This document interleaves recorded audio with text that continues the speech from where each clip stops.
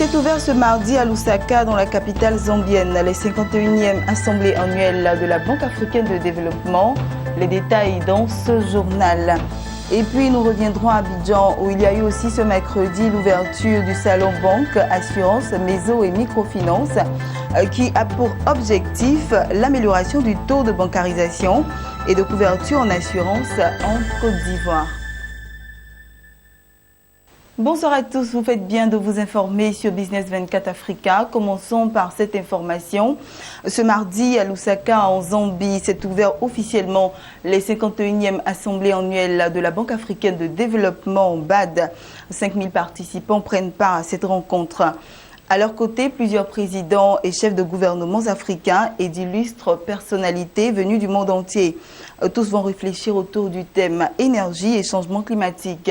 Il s'agit d'un pari sur l'avenir. La Banque africaine de développement veut éclairer l'Afrique d'ici 10 ans en utilisant les énergies propres. Comment s'y prendre? C'est tout l'enjeu de ces assises qui se veulent de véritables arènes de développement.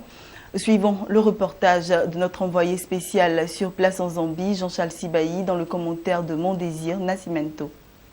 C'est toute la République de Zambie qui a tout mis en œuvre pour accueillir les 5000 participants de la 51e assemblée annuelle du groupe de la Banque africaine de développement qui se tient du 23 au 27 mai dans le pays. Au Centre international de conférence de Lumumbushi de Lusaka, capitale de la Zambie, c'est dans la pure tradition locale que les délégations sont accueillies.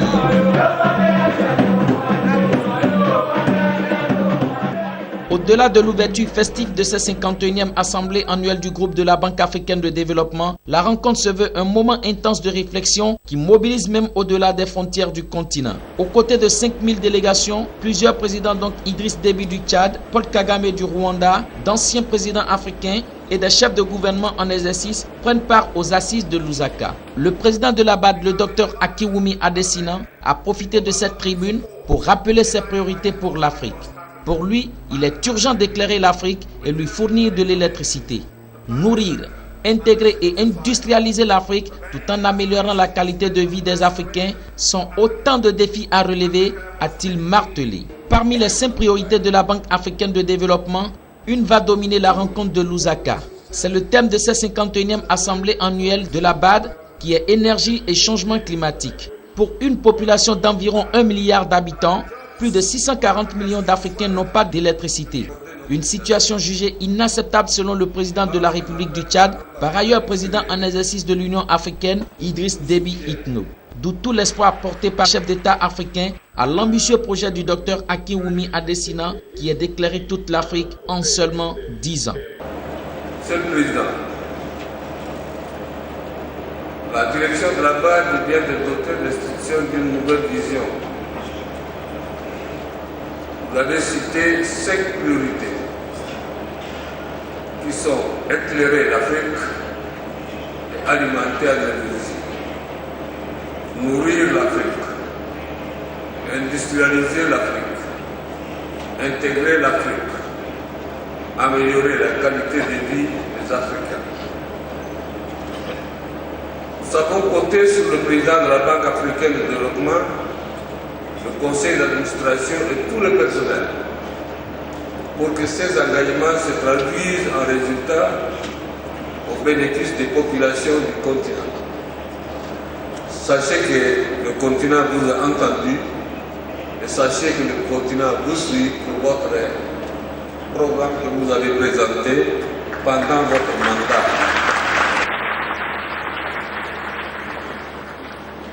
Comment parvenir dans les 10 prochaines années à totalement éclairer l'Afrique et lui fournir de l'électricité? C'est tout l'enjeu de ces assises qui mettent en contribution économistes, scientifiques, partenaires au développement, secteur privé, société civile et décideurs politiques. Quant au président de la République de Zambie, il a dit sa joie de voir la BAD intégrer à son ambitieux programme d'éclairer l'Afrique la lutte contre les changements climatiques. Le président Edgar Lungu a lui aussi exprimé l'espoir qu'il place en cette 51e assemblée du groupe de la Banque africaine de développement.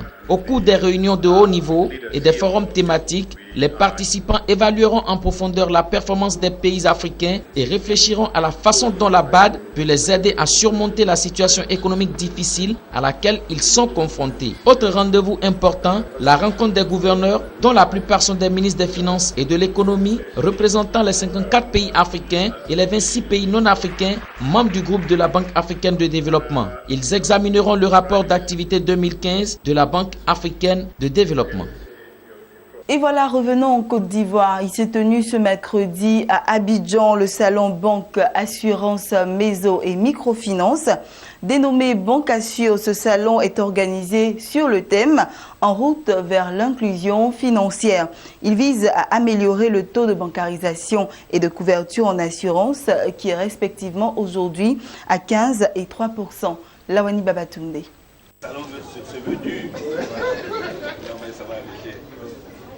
En Côte d'Ivoire, les banques, les assurances, les mésofinances et les microfinances ont désormais une tribune d'expression. Le salon Banque Assure. Aujourd'hui, à sa première édition, ce salon s'est donné pour objectif d'améliorer le taux de bancarisation et de couverture en assurance.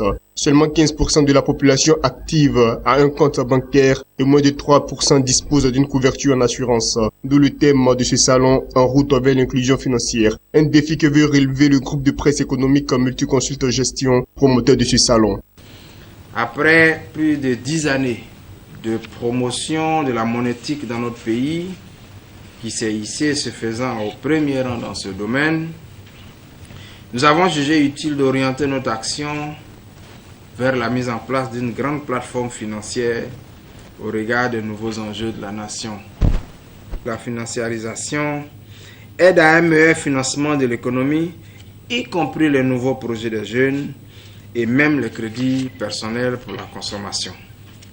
Notre pays vise l'émergence, vous le savez tous.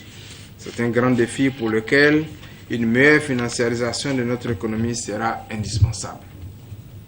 Banque Assure compte y apporter sa contribution chaque année en vous conviant au salon Banque Assurance, Méso et Microfinance. Venu représenter le président de l'association professionnelle des banques et établissements financiers de Côte d'Ivoire, le directeur général de Versus Bank s'est réjoui de la création de ce salon. Guy Coisan, par ailleurs vice-président de l'APBFC, a mis l'accent sur le thème de ce salon, un thème important pour une Afrique qui veut se développer, a-t-il affirmé.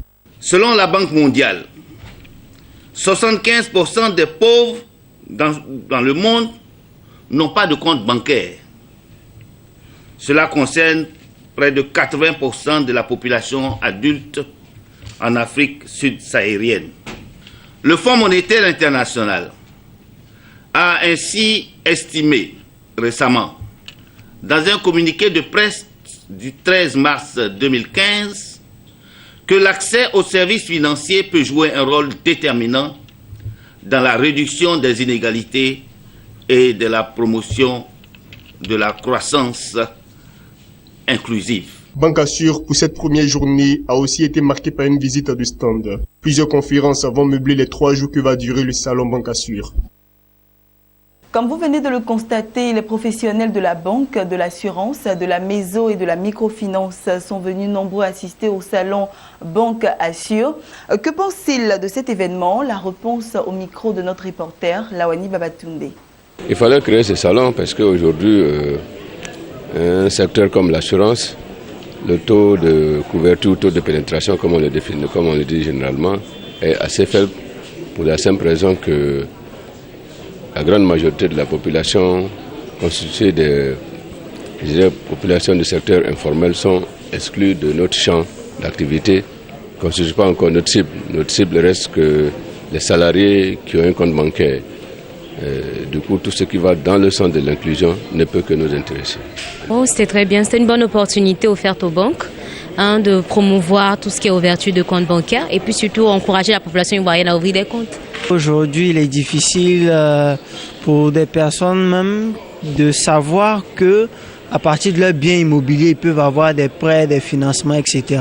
Ce salon-là, je pense, va promouvoir la notion d'épargne déjà, élever notre taux de bancarisation. Ça permettra à plus d'opérateurs économiques, plus de particuliers d'avoir des biens immobiliers et ça développera les affaires en Côte d'Ivoire, je pense bien. Et voilà, poursuivons ce journal avec ces informations en bref et en images. Pour renforcer son objectif de développement durable et promouvant les bonnes pratiques, la Banque ouest-africaine de développement BOAD a mis en place des mécanismes permettant la vérification de la conformité et le règlement des griefs, la prévention et la lutte contre la fraude et la corruption et la lutte contre le blanchiment de capitaux dans ses activités de développement.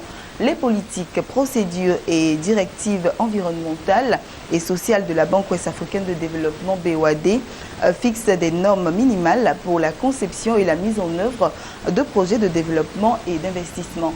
Terminons avec ceci. Le gouvernement marocain envisage de demander au FMI, au Fonds monétaire international, donc une nouvelle ligne de précaution et de liquidité, a annoncé le ministre des Finances marocain. Le FMI avait déjà accordé en 2014 au Maroc une ligne de précaution et de liquidité d'un montant de 5 milliards de dollars qui expirera en août 2016. La ligne de précaution et de liquidité est une facilité de crédit du FMI qui permet d'apporter des financements pour répondre aux besoins réels ou potentiels de balance des paiements des pays qui mènent de bonnes politiques économiques. Voilà, c'était le journal de la rédaction. Je vous souhaite une excellente suite de programmes sur Business 24 Africa, la chaîne de l'économie.